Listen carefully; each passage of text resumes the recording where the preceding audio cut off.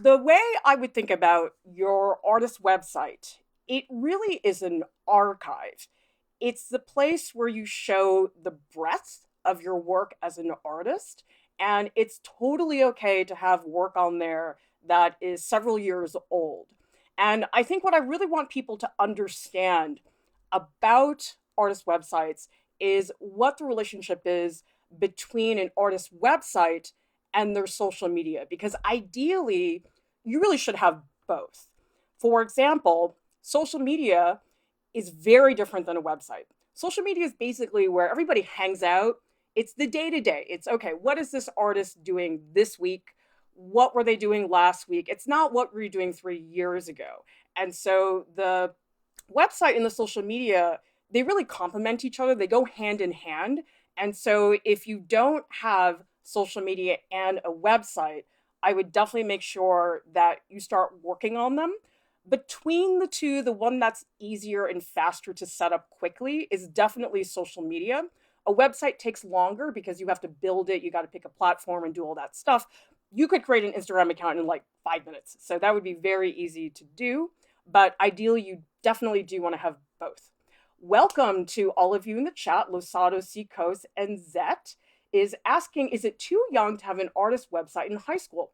Absolutely not. I know a lot of high school students who have artist websites, but it's really up to you. I mean, in high school, it's not necessary. I would say in college, you probably want to start thinking about it. Definitely by the time you're a senior in college, you want to have a website at that point. And then working artists, of course, want to have a website if you want to use that for promotion. By the way, if you would like to get tips on social media for artists, we do have this page on artprof.org. Again, just go to professional development. You will find this page there. I expect at some point I will do a stream on social media, but today we're just going to talk about websites. Okay, the most important thing about a website is to buy a domain name. I know a lot of people don't like to pay for it because obviously if you don't want to pay for it, it's like, well, I really don't want to, but you know what, it's worth it. Okay, if there's anything you're going to spend money on for your website, it's a domain name, because once you have it forever. It's a really good investment. I mean, some networks you have to renew it every few years or so, but once you get it, you pretty much have it. I think, though, what's tricky for some people trying to figure out exactly what their domain should be, because there's a lot of little things you have to get around depending on what your name is. For example, if you're like me and you lucked out and there are not that many Clara Lieus in the world, it was very easy for me to get claralieu.com. Lauren Welch as well, Eloise Sherrod, they're fine. And so if you have just a simple name, you can just do claralieu.com. That is the best, easiest solution. Really easy to remember because it's your name. The thing is, not everybody has a name like that. And I know some people have very long names, or maybe they have a last name that's hyphenated. And so what a lot of people do is, instead of having a full out name like Kathleen Jefferson Levinson, which is way too long, they will shorten it to something like kjlstudio.com. And that's just so much more manageable for people to do. All right, in the chat, let's see. Amaris is asking about knitting textiles into portraits. Would that be considered to be art? I don't know, Amaris. I mean, I have to look at the piece. I don't know exactly what it is. But Puck Puck is saying you have it forever, only if you renew it. I lost my first domain to someone else when I forgot to pay the renewal. Yes, I mean, once you get there, you got to hold on to it. You don't want to just let it go, but it is a really good thing to do. Losado is asking, would you recommend using your artist name or your real name? It's up to you. I mean, I know some people have a different name as an artist that they use professionally other than their real name. I mean, if you're going as Clara Lieu professionally, you should use Clara Lieu, because it does get confusing for people if they're not exactly sure what's going on. Okay, now here's the difference. If you get a domain name, look at how clean it is. claralieu.com versus claralieu.squarespace.com or claralieu.weebly.com.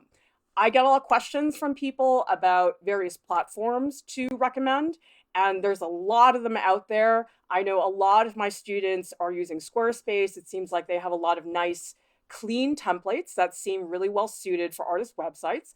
But I've also seen a lot of students use Weebly. I know some people use Wix. I haven't used any of them. I'm on WordPress, which actually I'm not going to recommend because WordPress is a little bit complicated. It's not very intuitive. So I would recommend Wix, Squarespace, or Weebly.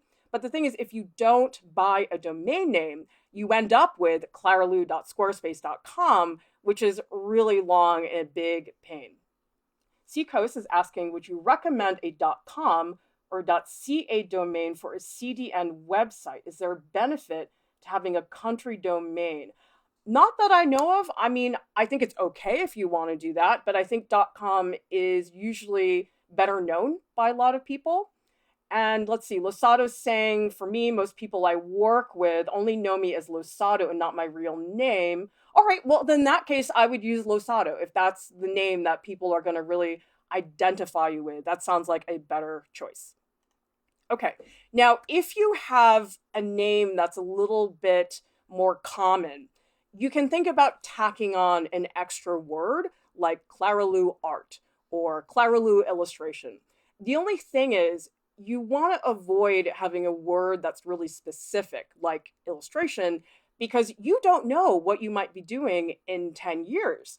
And let's say you do illustration for a few years and then you change your mind, you end up doing something else, then your domain name becomes a problem because then it says illustration, you're not doing illustration anymore. So I think a better choice is Clara Lieu art, Clara Lieu studio, something that's really basic that can really be applied no matter what material you end up working in. You don't need a blog.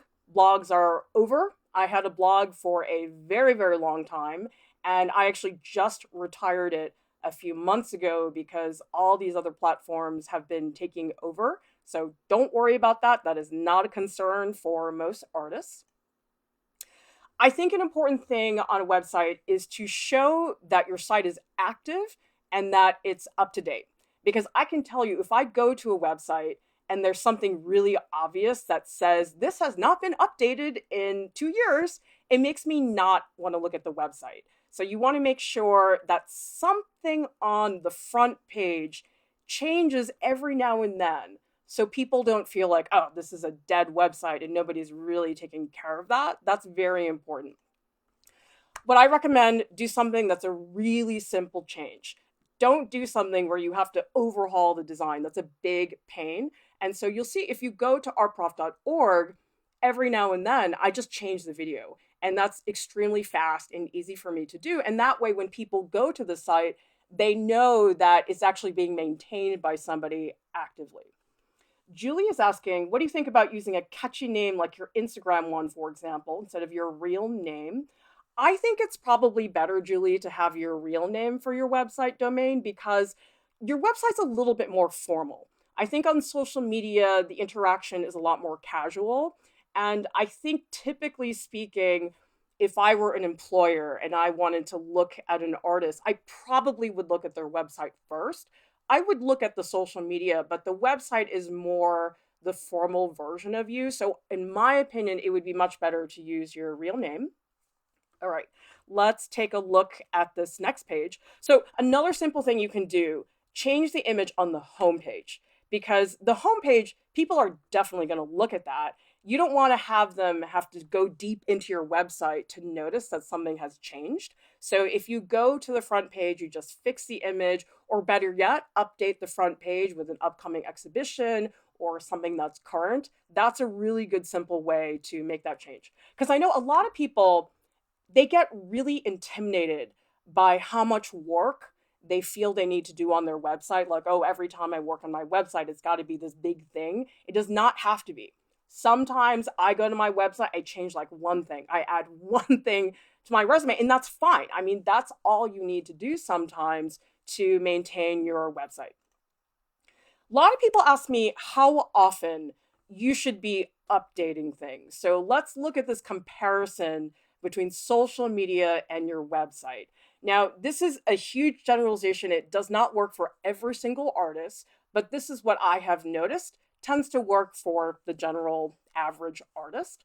I would say on social media, you probably want to post at least once a week. I have not been doing that lately because I've been really, really busy.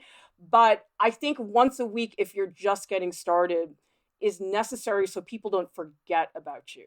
You can post 3 times a week, and I definitely know a lot of artists who post every day. Some people post multiple times a day, but I think you got to be careful on social media because if you post too much, then sometimes people get annoyed really quickly.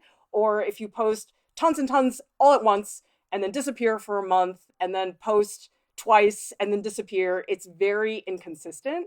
And so that's not a good idea either. Now, your website is different. Your website, you cannot touch it for 2 or 3 months and it's okay. I do that a lot. I can't remember the last time I updated my website, but that's fine. I don't think a website is the type of thing where people expect that it's being updated every week. That's ridiculous. I don't know anybody who updates their personal artist website every single week. Seacoast is saying, I've heard you recommend including sketches and process in social media posts. Would you advise the same level of involvement for a website? I don't want to duplicate what I'm posting. I think Seacoast, you can put some works in progress on your website, but I think the vast majority of imagery should be your more finished work.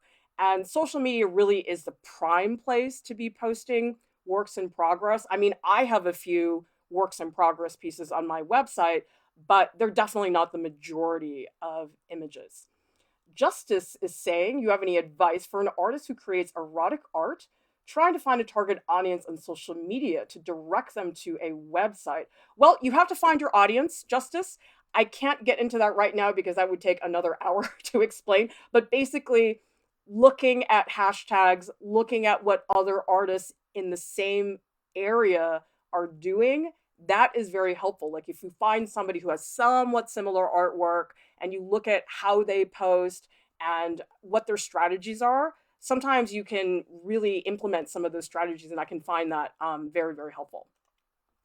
Okay, this is in general, across the board on your website, less is more. Whenever I review people's websites, because I do consultations and people purchase critiques from me for their websites, I would say 90% of the time I'm telling people to cut back. It's really rare that I will look at an artist's website and say, oh, you don't have enough. You got to add all this extra stuff. Most of the time I'm telling people, look, you have the same information 3 times on all these separate pages, and that just ends up being a lot of clutter. And it's surprising how hard it is to make a really simple, clean website. It sounds like a very straightforward task, but it really is not. For example, I see this all the time on artist websites. People will put this on their front page. Hey, welcome to my website. Feel free to look around, contact me for any inquiries, to inquire about any sales or commissions you'd like to do. Thanks for stopping by. I mean, really, are you gaining anything from a sentence like this? I mean, obviously, if they're at your website, they are stopping by. You don't need to thank them for it. And you saying, contact me for any sales, that is not going to make somebody want to buy your stuff. I see that all the time. When people want to buy artwork, they have a very strong impulse to do it. And you writing, oh, this is for sale, and telling them they can ask about it, that's not going to be the difference. People really have their own ideas about selling work. So statements like this do not help your website. They really crowd things up quite a bit. Okay, this is also very common where people are trying to give out one piece of information, but they end up creating this big log of extra words that you just don't need. If you look at the top bar, it's saying the exact same thing as the bottom link does. So instead of writing to read Casey's resume, click here, just write resume and embed the link. That's all you need to do. Because I see this a lot on artist websites where people write click here. You really should not have to write click here. You really should just embed the link into the particular word that you're trying to direct their attention to. By the way, for those of you who are actively working on your artist website and you need customized assistance we do offer artist website critiques and also Instagram critiques. And that's basically a 30-minute video where I go through your entire website. I make suggestions for what to do. We have examples on artprof.org that you guys can watch, because as much as I'm giving you basic advice for how to create your own artist website, it's really specific to the artist. So if you're a sculptor, your website's going to look really different than somebody who's a photographer. And so for a lot of people, they need that custom tailored advice. So that is available if anybody is interested. Okay, on your artist website, use plain fonts. This is not the place to play around with graphic design, okay? If you're a graphic designer and that's what your work is about, that's a different story. But I think most artists who have an artist website are not graphic designers. And what happens is people get this need to express themselves through a font. Just don't do that. Resist the temptation, because you end up with stuff like this, okay? Now, the top font you're looking at, that is the font that I use across the board in all of my sites on ArtProf. And it's a pretty straightforward font, okay? But if you look at the font in the middle, you start getting a lot of ideas when you look at that. At least for me, I look at that area and I just think, oh, ancient Roman Empire? Like, why are you doing that? And then if you look at the font at the bottom, I just think, what, Roaring 20s? Like, it's just a distraction you don't need. You want people to focus on your artwork, not on some funky font that you decided to choose. So Zet is asking about paths for high school students to go to art school. I would recommend that you go to our playlists. We have a few playlists that are specifically about applying to art school, so check that out. All right, let's talk about the artist resume, because that is definitely something you want to have on your website. But I think a lot of people are very confused about how to format the resume and what to actually put on it. I think it's a really good idea. Put your resume on a separate page. I see this a lot where people have an about page, a contact page, and everything smushed together in one area. The resume is not something you want cluttering up another page. So usually I'll have a contact page and I'll have a link that goes to my resume. We'll open up another page, okay? Now, the other thing is you don't want your resume as a PDF, because if you have it as a PDF, you can't embed links into the PDF. And honestly, a lot of people are not going around downloading your resume off of your website. It's not really necessary. And the other thing is, if it's on a page, then you can put all these links on there. And also Google will pick up the text, which is going to help you for SEO, which is search engine optimization. So if you have your resume, it's in a PDF, Google will not pick up any of the text in that PDF, but it will if it's on a separate page. Please resist the temptation to pad your resume. I know it's really, really tempting. Everybody at some point has definitely done it, myself included, but it does not make you look better. In fact, I would say when I'm looking at an artist's resume, I can tell in like 3 seconds that, oh my goodness, this person's really trying to pad their resume a lot.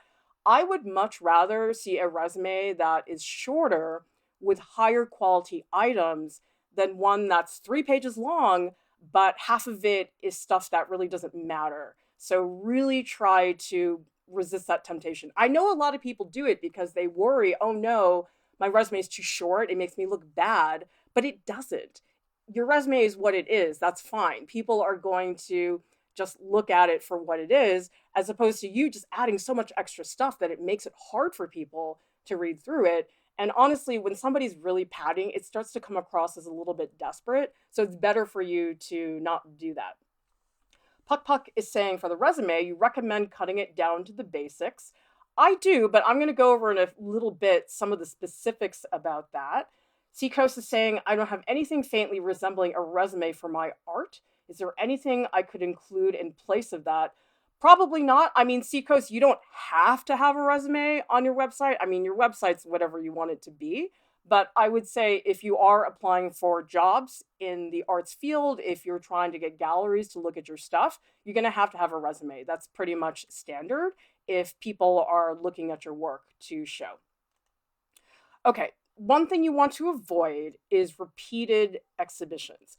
For example, I have been teaching at RISD for over a decade now, and every other year, RISD has a RISD faculty biennial. It's a show that they put on at the RISD Museum. At this point, geez, I must have been in like 6 RISD faculty biennials. But the thing is, I don't list it every single year because it feels a little silly to repeat that over and over and over again. And yet I do see a lot of people do that. So if you look at this image here, you'll notice that every single year they're listing 22nd members exhibition, 23rd members exhibition, 24th members exhibition.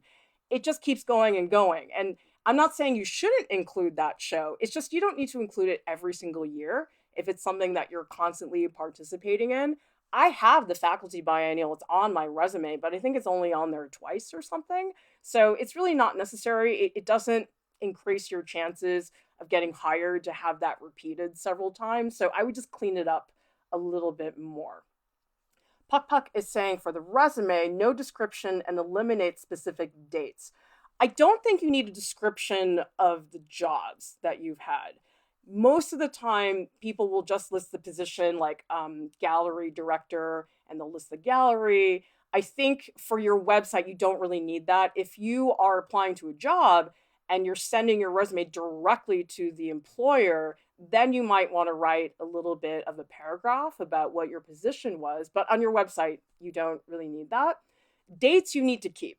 Because I'll tell you, when I review artist resumes, I always look at the dates because I want to know how recent the work is, and I want to know how far back their experience goes. So dates are definitely something that you don't want to leave out. Another thing about the artist resume, if there is stuff that you just don't have, it's okay. I think a lot of people get very worried because they say, oh, well, I've never done a lecture. I've never been a visiting artist. Is that bad? It's not. I mean, your experience is what it is. I can tell you, I went years without ever having done an artist residency. I think I did an artist residency for the first time 3 years ago. And for the longest time, that just was not a category on my resume. And that's totally okay. So don't worry if there are categories that you just don't have. Julie L is saying, what if you are just trying to sell art and not looking for a job? Well, I think that the difference is if you have a resume, I think for a lot of people, it looks a lot more professional. And I know that if I were somebody wanting to purchase artwork, it's just a little bit more of a presentation thing where you just appear more trustworthy, a little bit more legitimate. I mean, people are going to buy what they want to buy, but I think appearances do somewhat matter in terms of showing that you're not just some whack job on the internet. Seacoast is saying, I wasn't very clear. I don't have any art-specific experience, work past shows that would normally be included in a resume. Prior to my recent work, I hadn't picked art supplies in almost 2 decades. How would I present what I have accomplished? Well, in that case, Seacoast, if you really feel like there just isn't anything to put together as a resume, just leave it off. That's fine. And then you can have other sections of your website, which I'll go over in a little bit, your about page, your contact page, and your gallery. And as you gain more experience, somewhere down the line, you can put together a resume. So don't stress because people have many different types of experience. This is one way to do it. This is more the expected typical artist website. But like I said, people do it in completely different ways. So don't worry if you don't totally fit into all the categories that I'm describing. Mariana is saying, should I mention the private classes that I give or just my exhibitions? I would put those on for sure. You probably want to have a section that is called teaching experience because I do think that that is a good thing for people to know about you. Collections. This is probably the place where people really pad their resume and it's really obvious, guys. Just don't do it. I cannot tell you how many artist resumes I've seen where the collections look like this, okay? Look at this. I'm in the collection of Sam Lieu and Sarah Lieu. Like, ooh, that's a coincidence. we've got the same last name. I see that all the time. The Village Bank, Cafe Harmony. Who is Terry Richards? You'll just see these random names. And so, in my opinion, you really shouldn't be putting together a collections area unless it's really legitimate collections. Like, for example, if you're in a museum collection, if you're in the Boston Public Library, if it's a major collector, somebody who is well known, like David Mugar, David and Barbara Stahl, I'm actually in their collection, but they're not very well known. And so if you're in a situation like that, what I usually do is I will link to some article about them, because the Stalls actually had an exhibition of their collection at the Currier Museum many, many years ago that my print was featured in. And so I linked their names to that museum exhibition site. So that way people knew, okay, this is a legitimate collection. This isn't just my cousins who happen to have my stuff in their living room. And again, if you're not in any collections, it's okay. You don't need to have it. In my opinion, this is more embarrassing than not having a collection at all on your resume. Okay, next, let's talk about exhibitions. Now, for exhibitions, you need to make sure that you distill it down to the information that really matters. Because whenever I'm looking at an artist's resume, I skim it pretty fast. And if the resume is just packed with all this extra information that does not really impact my opinion very much, it's annoying and it gets in the way. If you look at the slide on the top, you'll see there's a lot of redundant information. For example, they're listing the month of the show. They're writing two-person invitational. They're writing site-specific. They're adding all these things that don't matter. Like, I don't care if the show was in September. It doesn't matter to me. I do care that it was in 2017, so definitely you want to include that. But don't worry about the month. Saying things like site-specific, that's not going to change my opinion about the show. So if you go down to the bottom, you'll notice that I've removed a lot of the information that's at the top, and it's just so much easier to read. You want to make sure on your website that anything that can be linked should be linked. For example, in the resume, oftentimes, if I have a show at a gallery or nonprofit arts organization, I will link to them. I think that's a community thing. As artists, we know how much work it is to run galleries and keep a nonprofit arts organization up and running. And I think you're doing them a favor and they're supporting you as well. If you had a show there, it only makes sense to do that. So anything you can link, you teach at a school, you have a job at a gallery, try to link to all of those places. That's very useful. The other thing is you want to embed the links. So you don't ever want to put the actual URL into the site. So you don't want to type out like HTTPS. It just looks really sloppy. Instead, you just want to put the text at the bottom, just say Arlington Center for the Arts. You just embed the link into the text, because those full out URLs, they get very sloppy. They just look really bad on your website. Puck Puck is saying, what if there's no site that can be linked from the CV? Well, you don't have to. I mean, there's no site, then there's no point in trying to do that. You can just leave it as it is, but it's just if you can, if that's an option, I definitely would.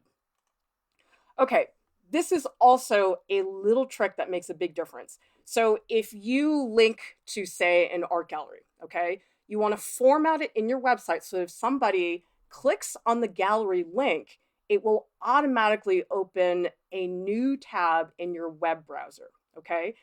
This is important because the thing is, if you don't do that and the person clicks on the gallery link, all of a sudden they're off your site and they're on the gallery site. And then for me, at least within a minute, I'm looking at pictures of Jennifer Lopez. So you just want to keep them on your website. So the idea is that if they click the gallery link, it opens another tab and your website is still there. So now there are two tabs open and it's really easy for them to pivot back to your website. Each platform will do this differently. Usually whenever you link to something, it will give you an option. In WordPress, there's just a little checkbox and it just says open link in a new window. Check that off and you'll be all set to go. That Salty Person is saying, if you're fresh out of art school, don't have much work experience, would it be fine just to have the homepage about and a gallery? That's fine. I mean, really, if you guys feel like your resume is just too short, to be bothered with, that's okay. But I do know a lot of people, when they get out of school, they are looking for jobs. And sometimes people will say, oh, send me your website. And then all of a sudden you're going, oh no, I don't have my resume and my website. I really need it there. And then you're scrambling. I think it's nice to have it there just so that when you need it, it's available. But also the thing is about your website to remember, unlike social media, your website's not going to get a ton of traffic. I think on social media, it's a little bit different because people are active. They're looking at stuff all the time. My website doesn't get that much traffic. I mean, I'm sure it gets some, but I think compared to my social media, it's actually very little. Okay, let's look at awards. And again, this is another place like collections where people tend to pad quite a bit. If you have something like the top bar, you got an honorable mention, you were on the honor roll in your undergraduate program, that's not really an award. I feel like those are not so important to include. Whereas if you win an artist fellowship from your state cultural council, if you win an award from your university, if you win an artist grant, those are awards. Okay, honorable mentions, honor roll, that's not really something you want to put in your award section. And again, like I did not win awards when I was younger. I did not win a major grant until like 2 years ago. So it's okay to not have an award section. It's not going to make people think, oh, you're a terrible artist. They're just going to maybe not even notice that you don't have it there. Okay, let's talk about the contact page, because the contact page is really important on your website. If your contact page is difficult to find, or if it's really confusing, it can be the difference between somebody buying your artwork and not. If you set up any barriers that make it even a little difficult for people, they're not going to do it. You got to make it as streamlined and as easy as possible. And I see this all the time on contact pages where people say, hey, thanks for stopping by. You can email me. You want to chat, follow my Instagram, check out my sketches, progress shots on recent projects. All that stuff, it just gets in the way. Like if I want to contact you, I don't care about all that stuff. I just want the email. And you can see the email is really buried within that area. All right, professional affiliations. I think with professional affiliations, this is definitely a category you do not need. You could never have one ever on your resume and it's fine. But again, I still see people doing this. And I remember, because I taught the senior seminar at RISD a few years ago, and I had students listing RISD Museum of Art as a professional affiliation. I was like, guys, no, okay? You're a student at RISD. You are not professionally affiliated with the RISD Museum of Art. Same thing if you buy membership, if you're a member of the Museum of Fine Arts, that's not a professional affiliation. A professional affiliation is something like you're on the board of a nonprofit arts organization. Maybe you're in an artist co-op. Maybe you're in the Monotype Guild of New England and you had to be juried in for membership, or maybe not. It really depends on the artist group, but those are professional affiliations. And if you don't have any, that's totally fine. Seacoast is saying, how do I distinguish myself from artists that are popular on social media, regardless of the quality of their work? Seacoast, I think a lot of it actually has to do with user engagement. And what I would recommend you guys do is, Jordan and I did a stream, I think 2 days ago, about how to make artist connections online. And we get really specific about the logistics of how to do that, because engagement is huge. If you have wonderful work, but you don't engage with anybody, your social media is not going to work. A lot of people expect, oh, I set it up. If I build it, they will come. They will not come. I don't know who came up with that movie line. It's just not true, especially in terms of social media. So you got to put yourself out there and start to really interact with people. That is specific to social media. That is not the case with websites. Websites are a completely different thing. Hillary is asking about using a web form or an email address. I'm going to get to that. I've got some examples to show you guys. Okay, let's talk about education. Now, I know some people go to art school, some people do not. I think regardless of where you did your degree, if you did a degree, you should put it down, because I think what's really cool, guys, I've met so many artists who had long careers in something else, and then all of a sudden became full-time artists after they retired from their position. Like, I knew this person who was a physics professor for many, many decades and did extremely well in that field. Now they're a full-time photographer. And so it's okay to put down on your resume that you have a chemistry degree. I think that's totally cool. In fact, for me, I think that's extra cool because then I look at the resume, I'm like, whoa, this is so cool. This person was in chemistry for 3 decades and now they're an artist. So don't be worried if you don't have an art school degree. That is not a problem, but you should definitely put down the degree where you're at. Oh, hello. Wow, we got somebody from Peru, and homemade person's asking about drawing charcoal in bulk. I don't think it's necessary. I mean, unless you're drawing a lot, which most people do not, but I don't know, maybe you're one of those people. When you are putting down your education though, again, don't pad it. There's a lot of stuff that people put in. For example, if you look at the top, it says honor roll, 4 years in a row, GPA 3.9. That's cool. I'm glad that you did so well. But you know what? When I'm looking at your resume, I just want to know, did you get the degree? That's the most important thing. So all this honor roll, thesis, semester abroad stuff, you don't need to put it there. I really think that just the degree and the major, that's totally enough. Because look at how much better and cleaner this is.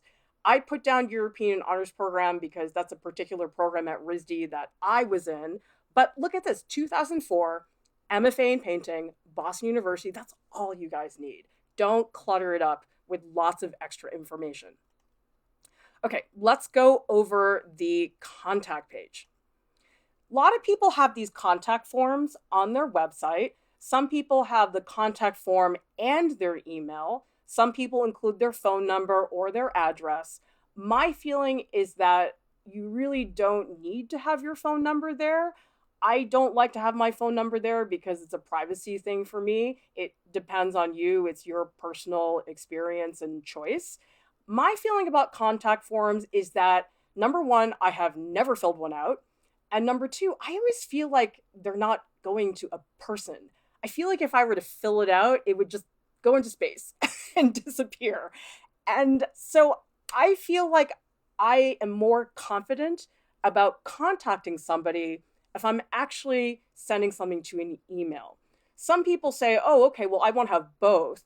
But I guess my argument is, well, if you think the contact form is going to work, then why do you need the email and vice versa?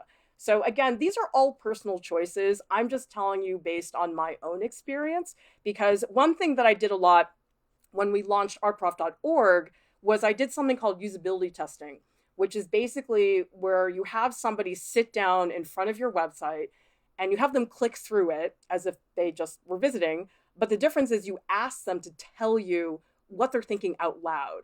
And it's really, really interesting. If you ever have a chance to do usability testing, it's incredible the things that I thought, oh, this is totally obvious, and the tester could not figure it out. So that's a really good test to see if things are actually working. I think it's better to just have your email and put your social media, none of that extra stuff. However, you can do better than this. This is fine, this will work. However, to me, this is better. Now, the difference is that in this slide, we've got the icons for the social media. They're very well known. They're colorful. They're a lot more attractive. People can see them really well. And you'll notice in the email that I have @ in parentheses. One of the reasons you want to do that is because if you look at the previous slide, I just wrote out my email just as it is. But here, if you have the parentheses, that basically prevents bots from picking up your email and spamming you. So you'll see that oftentimes on people's websites, they don't have the full out email address, they have the parentheses, and that's the reason why people do that. So ultimately, I think this is all you really need on your contact page. Okay, another thing that is really good on your actual email address is to link your email address so that it opens a new email window. Usually in the web hosting platform you're using, the link is mailed to clara@artprof.org, and that will open a new email browser. Because I'll tell you, so many times when I want to email somebody, it drives me crazy when I try to click on the email and it's not linked, and I'm like, oh, I got to cut and paste it.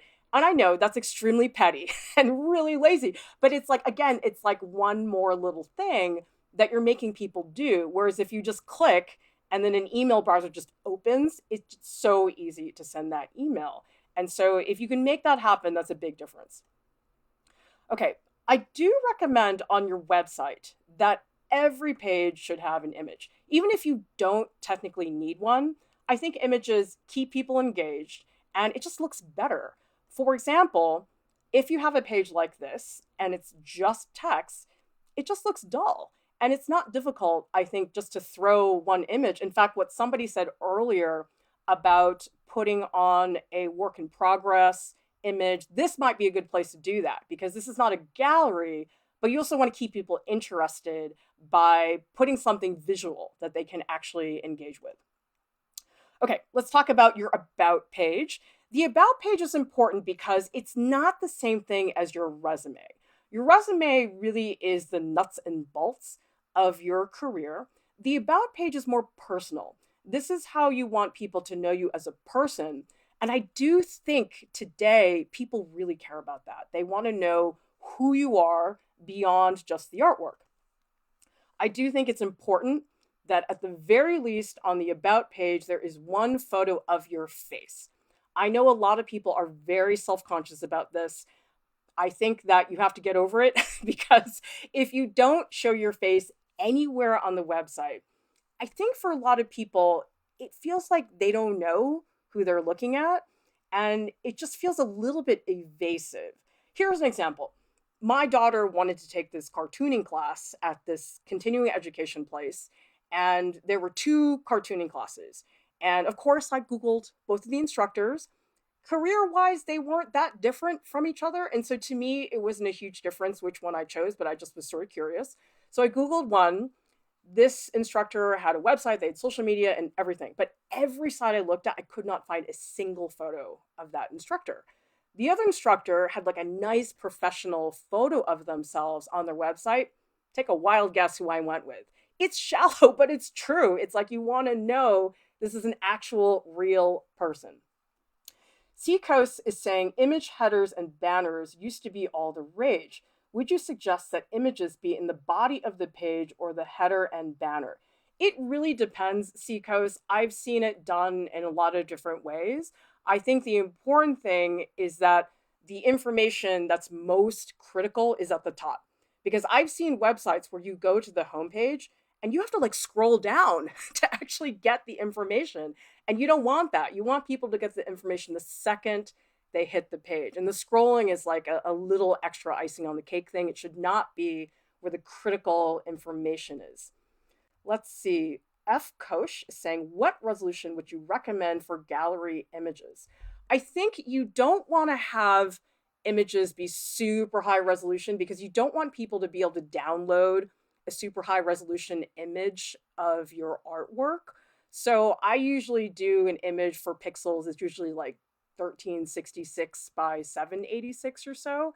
Because the other thing is you don't want the images to be so gigantic that it makes it so that your website's really hard to load.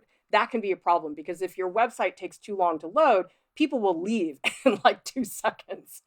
Puck, I'm going to get to watermarking. So I'll have a slide to talk about that later. Okay, now the thing is, if you really don't want to do like a headshot image, get somebody to take a picture of you in the studio. That's a nice way for you to not be so like, oh my gosh, high school yearbook photo type of thing. And I think these are nice because they actually get to see you working with your materials, and it's a nice intimate way for the visitor to get to know you. I really do not recommend this. I see this all the time on websites where people have a self-portrait painting, a character design, something that is a artsy-fartsy portrait. This is not a good idea, guys. Make it professional. I mean, I think the studio portrait is a really good compromise if you don't want to have one that's a little bit more straightforward. There's no correct way to do this. It's just when you have no photo, I think it feels really anonymous. Okay, a friendly photo, it's more accessible. Like when you look at this page, you just say, okay, this is the artist. I know who they are.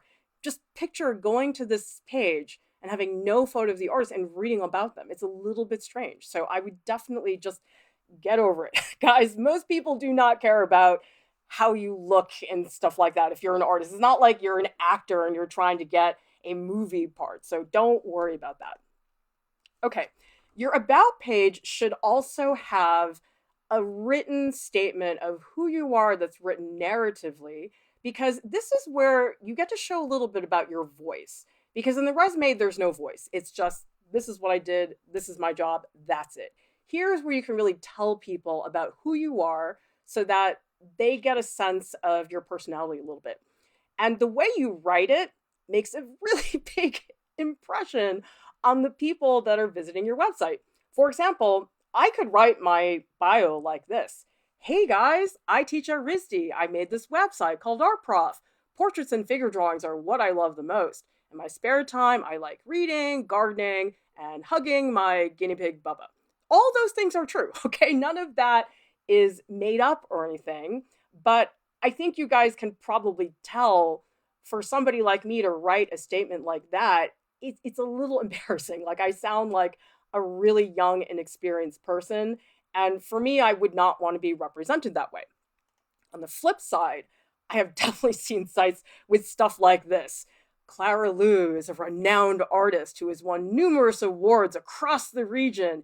And I just can't stand it when people have testimonials.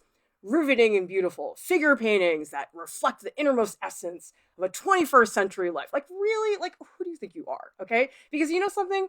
The artists who really are that well renowned and who are that successful, they don't write this on their website. They just have their website. So I think when people write stuff like this, it just comes across as desperate and like you're puffing yourself up to be something you're not. So I really don't advise this approach to your bio.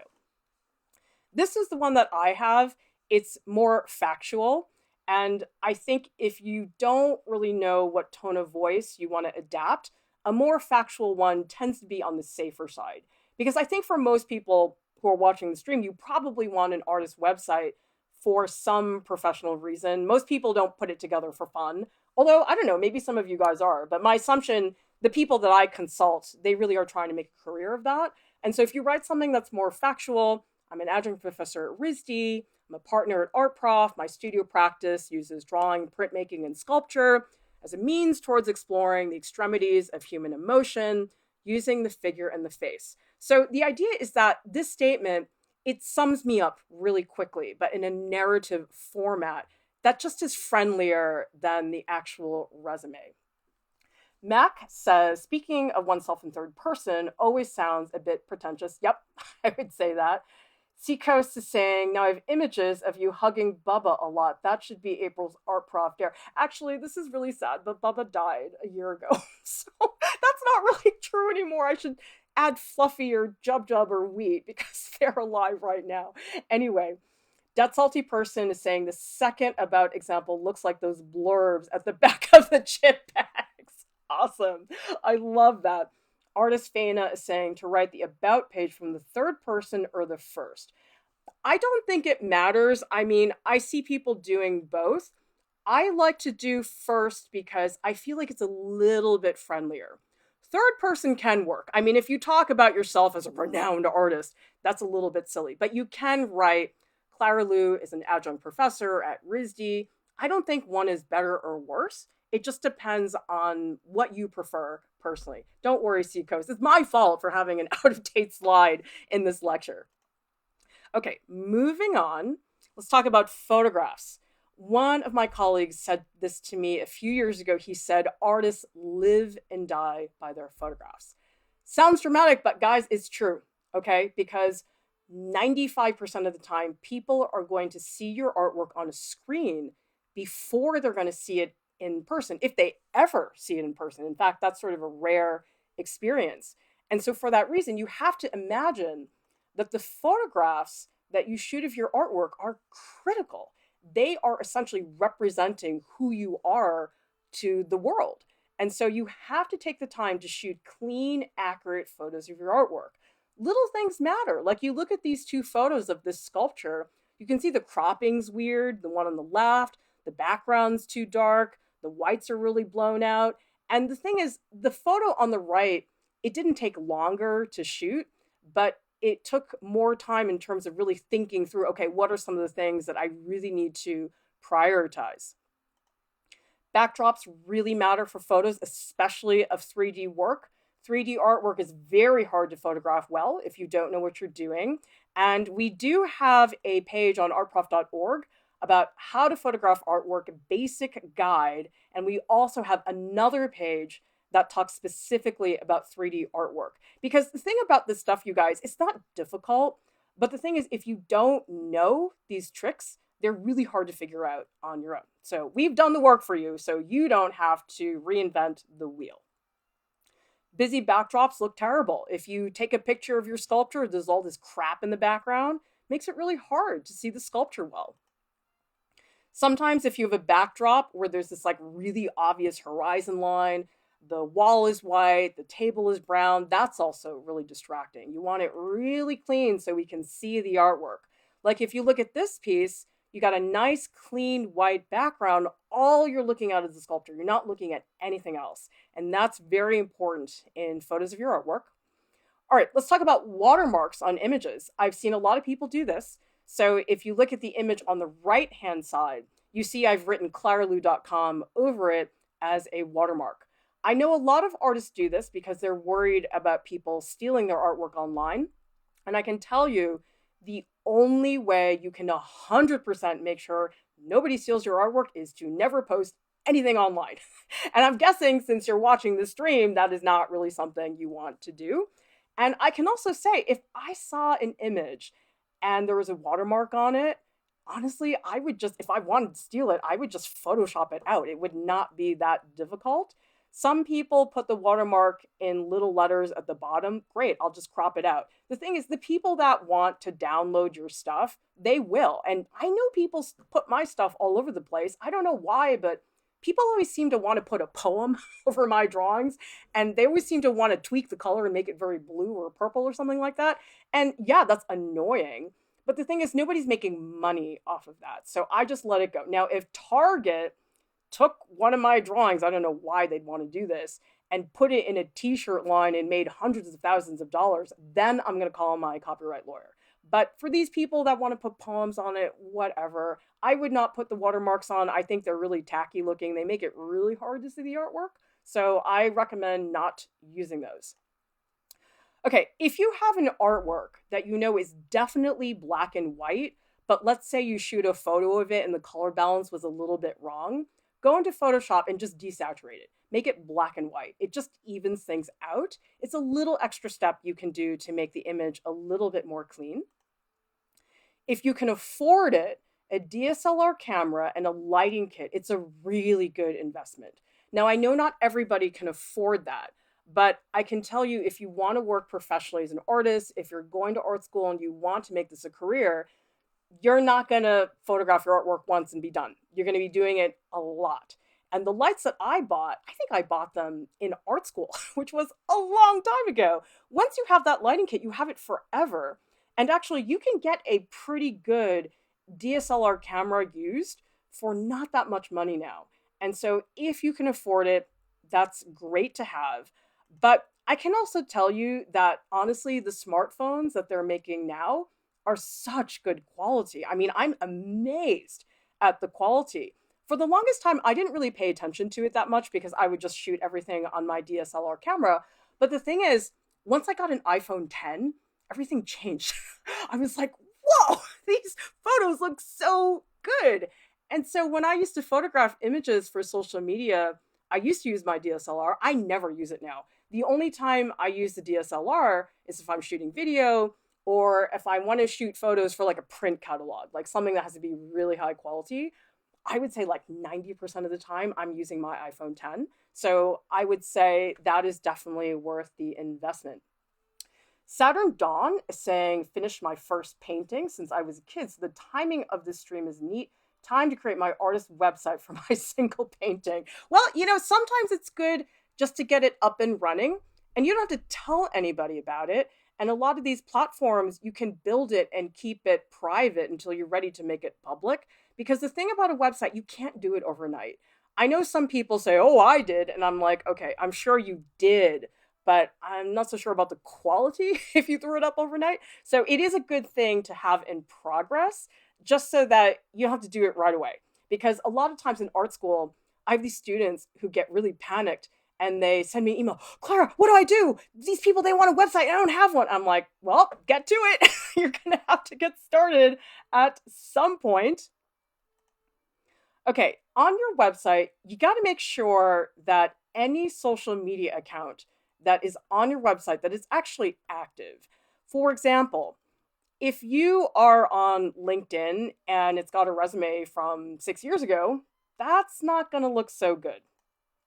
If you have an Instagram and we open it and your last post was from 8 months ago, I'm not going to want to look at it. Same thing with your Facebook page. If your Facebook page has not been updated in 2 years, that's not good. It's much better to just take those off entirely. And I would also say not all social media is helpful. For example, I would say for most artists, people really are using Instagram. That's really the platform that most artists are using. I know people use Pinterest, but Pinterest is a little bit different because when you go to somebody's Pinterest, you see all their collections and the stuff that they're looking at. And I find that very distracting because if I go to this, I start thinking, oh, plants, bracelets. And then all of a sudden, I'm not thinking about the artist anymore. And so Pinterest, I don't think that's a good idea to put it on your social media because it just starts getting people looking at other things. And we all know Pinterest is like a big rabbit hole. Like once you get on that site, you're not going anywhere else because there's just so much stuff to look at. Amanda is saying, do we need our own website? Is the Instagram Behance some other public forum okay? I would say definitely your own website.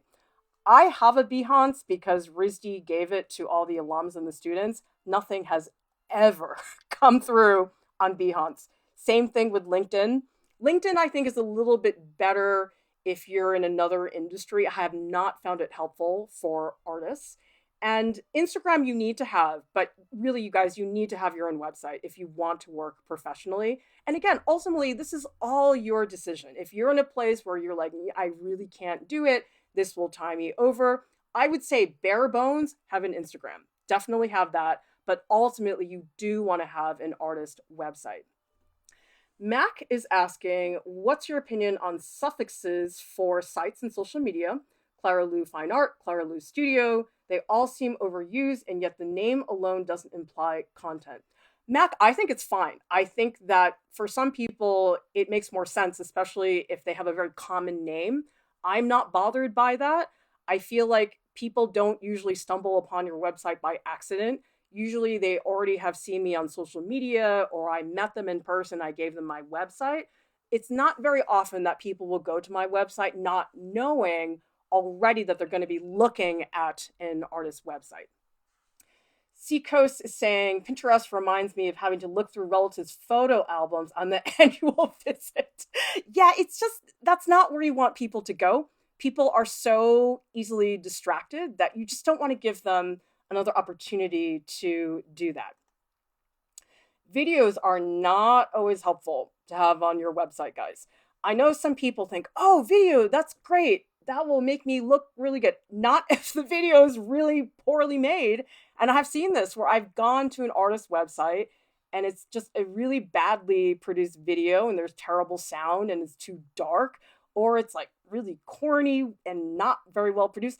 I would rather not see any video than see that because it's surprisingly hard, you guys, to produce a video that's not awful. I know that sounds terrible, but it's true. It's so easy to make a terrible video, and you actually need quite a bit of experience to make one that's even half decent. So I would just say for videos, don't go there unless you really have the experience.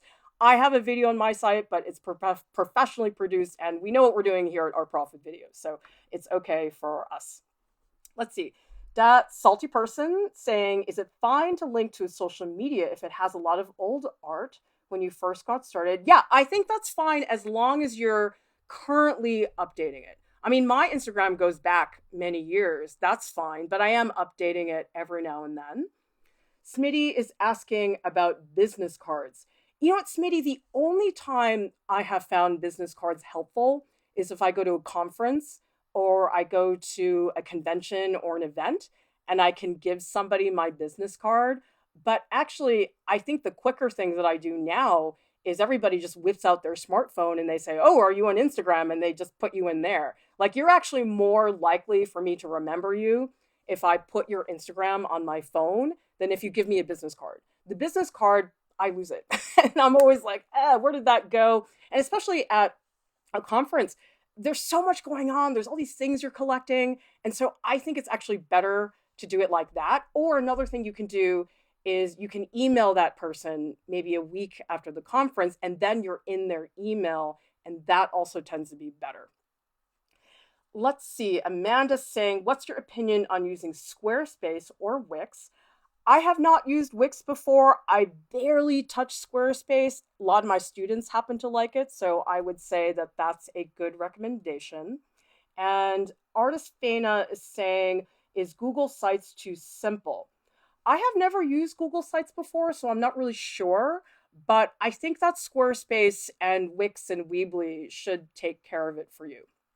Julie wants to know about blogs. Said they're not needed anymore, but I thought it improved the SEO. Not really, unless your blog is really active and has high readership, it's not really going to help you very much. And also, blogs are work. I mean, it's really hard to get high readership. I started getting a lot of readership when I started writing my column, Ask the Art Professor, and people were going there for help and stuff. But I think your average artist blog, it's really hard to get high readership for that. Okay. Artwork categories. I will get to all your questions, you guys. I'm sorry. There's just so many of you here, which is wonderful, but I want to make sure we keep moving. Artwork categories. It's important for you guys to think about how you're going to present your artwork, because it's actually hard to do this and it does take some time to work out. For example, some people get really excited about posting everything they ever made. Don't do that, okay? If you have too many categories like this, if you put 9 categories on your website, people get overwhelmed really fast and they go, oh my God, there's so much to look at. And it's funny because it makes them not want to look at it. On the other hand, if you have categories that are really unrelated, that's really confusing for people, because if I go to a website and it's like illustration, graphic design, and architecture, I look at that, I'm like, who are you? Like, I don't know anybody who works well professionally in all 3 of those fields. There's just no chance. So not a good idea to do that. You want to have the categories be related. For example, if you're a fine artist and you have drawings, paintings, and sculpture, that makes sense to people because they're similar but also distinctive at the same time. Some people like to organize their artwork by bodies of work. I do that because my work is so all over the place in terms of media that if I tried to organize by media, my website would be a mess. So if you go to my website, really easy, claralieu.com, you'll see it is organized by bodies of work. Okay, let's see. Zed Baldemore is saying, should we focus on our strongest pieces, or should we show the range of skills by posting various styles and mediums? I think probably for the website, your strongest work, and you probably do want it to be fairly cohesive. It depends on where you are. Like an art school student, I would not expect you to have a super cohesive, polished website, but I do think that cohesion is more what you're looking for. And let's see. Seacoast is saying, I think it's important to review the terms of service, whichever site you choose, as some limit what kind of content they'll host. Yep, for sure. Definitely read through all that stuff. And thank you to those in the chat who are answering questions that I can't answer because I have never used Wix before. Okay, you also in your menu bar, you don't want to have ambiguous words. This happens a lot. If you write installation, that's really confusing for some people because for some people, installation means installation art. Other people, it might be a picture of their painting installed into a gallery space. If you write prints, you don't know, is that a hand-pulled print? Is that a print of a photo that somebody shot of your painting? And then work, it's like, okay, well, what work? Like, I don't know what type of work you make. So you got to be really careful about the words that you use because otherwise people get really confused really fast.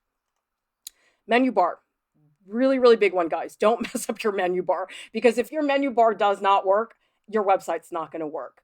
So I would say on the menu bar, make sure you're using the same format for all the links.